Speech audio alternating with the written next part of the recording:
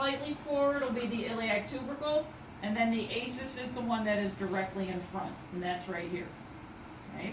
Follow the iliac crest back around, and as you come to the back, you're going to palpate the PSIS. So turn around for me. Okay, you guys see that? Where the thumbs are? That is PSIS. Posterior superior iliac spine, anterior superior iliac spine. Okay, got it? If you look here, ACES, iliac tubercle, iliac crest. So it's kind of like in between, tubercles in between iliac crest. Back here is the PSIS. So when you think back dimples, right, that's where the PSIS is. Okay? All right. Ischial tuberosity, butt bone. This is when we're not going to palpate the human, we're going to palpate the skeleton. That will get very awkward, right? So, ischial tuberosity is right here. We go to the back of the skeleton. Coccyx is right here. I don't know if anybody's ever fallen on their tailbone. It's horrible. Okay, it's extremely painful. There's not much they can do to fix that. Okay, unless it's actually broken off, they may try to do a surgery to reattach. Otherwise, there's not a lot they're going to do. This right here is the sacrum.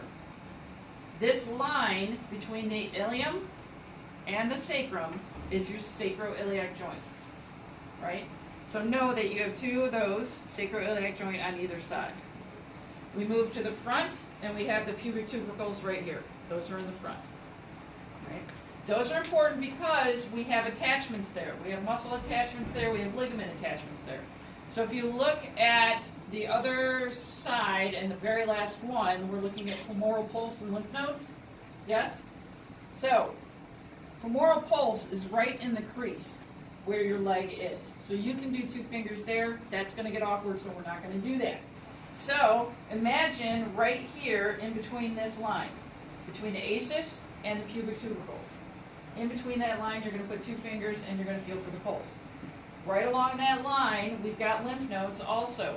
So if lymph nodes are inflamed, they're going to feel swollen, or they may feel like a grape. Or if they're not too bad, it might feel like a pea, but they could be swollen. And that's why we check there. If we got swollen lymph nodes, we got some sort of infection going on somewhere, right? So if you have lymph nodes swollen in the groin, we got to get that checked out. Don't mess with that. Go to the hospital, go to the doc, get that. You don't have to go to the hospital right away, but go to the doc, get that figured out.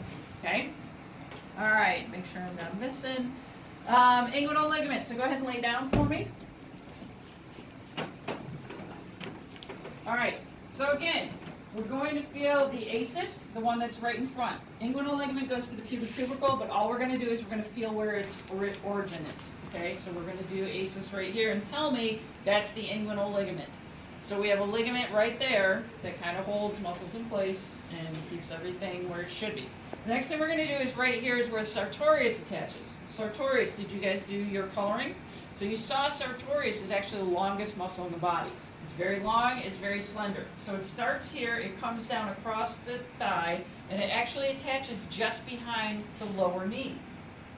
Okay, so it's pretty interesting because when you think of anterior muscles, we think of extending the knee, right? Your quads extend the knee. This one comes across the quads, attaches below the knee on the inside. It is a flexor, which is weird, but it's not a very strong flexor, so we don't even worry about it that much. Okay, we're going to palpate that. We're going to palpate the quads. I'm going to put you over on your side for me, please. Towards or away? This way, towards that way. Okay, so right here, you guys can feel it on you. That part that sticks out the most, that bony piece right there, it is the greater trochanter. Okay, so we need to know that. Greater trochanter. If you look on the back of the page, you're going to see the ball and socket right here, but you're also going to see the little piece that sticks out right there. So it's not the ball of the joint, it's that little piece next to it that sticks out. Okay, so that's the greater trochanter. Go ahead. So greater trochanter is right here. It's where it sticks out the most. While I'm there, I'm going to say I would also palpate the trochanteric bursa. The only time I can feel this is when it's inflamed. So make sure you tell me that. If it's inflamed, it's going to feel like jelly. Okay, right over the greater trochanter. Right? Okay, so now what I'm going to do is from the greater trochanter, I'm going to go kind of diagonally upward So I'm gonna go superior and posterior. Now I want you to abduct for me. So lift your leg up. You're going to feel the gluteus medius contract. Okay? Go ahead and relax. So the reason that I like to have them abduct is because you can actually feel the contraction when they contract. Okay? We're going to come back down to the greater trochanter, and now we're going to go just diagonally forward just a little bit. So we're going to go anterior and inferior. This is the tensor fasciae lata, TFL. Okay? From there, the TFL goes right into the IT band. And you guys have done IT band before, so you know what we're doing. Okay? So go ahead and lay on your belly now. Make sure we're not missing anything. We'll do hamstrings. Yes, gluteus maximus. So hamstrings are right here. Make sure we palpate that. Gluteus maximus. Butt cheek. Do not grab the butt cheek, please. Thank you. Okay, just saying. So go right above where the cheek is on the low back. And you can actually feel that. We're going to have you lift your leg up a little bit. The whole thing. Good. So you can actually feel a contraction right here at the top of where the gluteus maximus contracts. Go ahead and relax. Okay? Any questions on that? All right. IT, gluteus maximus, hamstrings. I think I got them all, yes? Okay. So go ahead and flip over for me. You can stay on your back. We're going into function or stress test right now. Piriformis. You should have done this on your coloring lab also. All right. So piriformis is a deep abductor. So what we're going to do is this. We're going to put her in this position. Now I want you to push out against this hand, the hand that's up against your knee. Okay. So she is doing abduction. Okay. Relax. So now I'm going to take her into adduction. Go ahead and push again and relax. And now I'm going to take her into abduction. Push again and relax. Okay? So we're actually testing abduction in 3 different places. Neutral, adduction, and abduction. But make sure the patient does resist. Okay? All right. Thomas test. Oh, give me straight leg raise. Okay. Straight leg raise is literally hamstring flexibility. So when it says hip extensors, we're checking to see if the hip extensors are tight. So all you're doing is the same thing you did for hamstring flexibility. All right. We can't get real far. Our hamstrings are tight, but also our hip extensors are tight. Your butt muscles are tight. Okay. So that's why we say hip extensors. Come down towards the end of the table. This is the Thomas test. Not the Thompson test. Remember what the Thompson test was? Squeezing the calf for the Achilles tendon. That's Thompson test. This is Thomas test. Okay? Scoot off the table just a little bit more for me. That's good. Go ahead and lay back. All right. Good. All the way? All the way. This is the injured side. So what I'm going to have her do is take the single knee to chest. That's SKTC. Single knee to chest. So grab this knee and pull it towards your body. And what we're trying to see is she's actually good. This knee isn't coming up off the table. If this knee actually lifts up like this means all these hip flexors are tight. Okay? Got it? So, single knee to chest on the good side, non-injured side, looking for this leg to come up off the table. If it does, your hip flexors are tight. Okay? Go ahead and scoot back. The next group you're going to see are actual passive motion. You guys are going to take the individual into that range. You're going to see next to each one there is a degree of motion. So for each one, you've got to tell me what degree of motion you're looking at. Okay, so for abduction, we're looking at 40 to 50. Adduction is 20 to 30. Internal rotation, external rotation, we've got 35 to 45. Okay. Abduction, stabilize the hip up here. So find the ACES and just put the heel of your hand on the ACES. Grab the leg like this and just pull into abduction. So that's good. We've got about 45 degrees of motion. That's what we should have. On the next one, adduction. If I go straight, I'm kicking the other leg, right? So when we do adduction, make sure you lift up a little bit and then go across. Okay? We should be doing about 20 to 30 degrees on that one. All right? Any questions so far? Flip over on your belly for me. We're going to do extension. We thought you moved a lot with the knee as the model. We move a lot with the hip, okay? So now we're checking extension, right? So this will be your hip flexors. One hand under there, you let the leg rest on your arm, right? And then you're just going to lift up into extension, okay? And we should see how many degrees of motion we can get in extension. Okay, go ahead and come sit at the end of the table.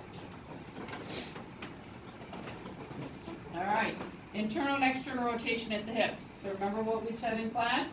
If I'm looking at internal rotation for the hip, which way does my foot move? Right, so I'm going to stabilize the knee, right? And I'm just going to move the leg outward. That is internal rotation at the hip, okay? And if I do external, stabilize the knee, move the foot inward, okay? And again, if you can picture that ball and socket joint is just twisting inside the joint. Okay, Trondallenberg, go ahead and stand up for me. So I want you to stand on your not injured, stand on your injured.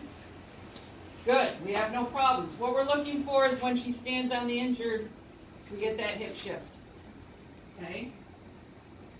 Got it? Your hip will sink down, you have a weak gluteus medius muscle. And remember, we palpated that right up here, not on the back. That's your gluteus maximus. Gluteus medius was right here. All right, go ahead. Last two are SI compression and SI distraction. Okay.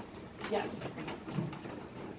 So, when you look at the skeleton, sacroiliac, right, is right here. So the first test I'm going to do is compression. What I'm actually trying to do is squeeze these bones together. And if that increases her pain, I know she's got sacroiliac joint dysfunction on one side or the other, or even both. So how would I squeeze these together from the front? Okay, so I'm going to put my hands on the ACES and I'm going to push down and out. And that's going to squeeze these together. Okay? So I come over here for compression. One hand on the ACES here, one hand on the ACES here, down and out. I squeeze, all right? If that increases her pain, it's positive for SI dysfunction. So, if I'm squeezing down and out for compression, what am I doing for distraction? Okay, so now I find the ACES again. Now I'm going to pull towards the middle. Okay, if I pull towards the middle, that should relieve the pain in the back, correct? So, key things for that. Compression, make sure you're telling me that you're looking to increase the pain, and that would be a positive test for SI dysfunction. When you do distraction, you're pushing towards each other, towards your hands. You're looking to relieve pain, and that would be a sign of SI dysfunction. If she gets relief when I do that. Okay? All right. Let's start with functional tests. Since you're already on the table, let's get you into extension. So just roll over on your belly.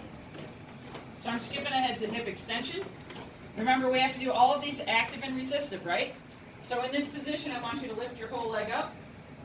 Don't let me push you down, okay? You see how I'm not pushing at the ankle? I'm pushing right above the knee. Okay, so make sure you do that. Go ahead and relax. Go ahead and sit up, and you can move to the end of the table. All right, hip flexion. Go ahead and bring your hip up to your knee up to my hand. Don't let me push you down. That is hip flexion. Bring your knee out to the side. This is abduction. Okay, now sometimes I will actually hold the other leg, because if they're strong enough, their whole body will shift if I push this side. So I may do this and tell them to resist. Now go inward. Okay, and resist. Don't let me pull you out. Good. Internal and external rotation. So now again, stabilize the knee. Internal rotation, bring your foot out this way. Don't let me push you in. External rotation, bring your foot out that way. Don't let me pull you out. Okay? So lots of motions with the hip, similar to the shoulder. Any questions? What was the extension one? Extension, go ahead and lay on your belly. Okay. Bring this whole leg up. Don't let me push you down. Okay, and again, hand position is important, not on the ankle, right above the knee. Okay? So for lateral bending, go ahead and do a side bend. Either way, it doesn't matter to me. Keep one hand on the hip, the other one goes here. Don't let me push you out of that. Okay? Relax. You can do that both sides, that's fine. You don't only need to do one. Now, rotation. Go ahead and twist. Okay, good. This hand, one hand stays here, the other hand pushes, right? Because we need that counterbalance. Otherwise, I'm just going to push it over. Okay, and relax. Got it? So always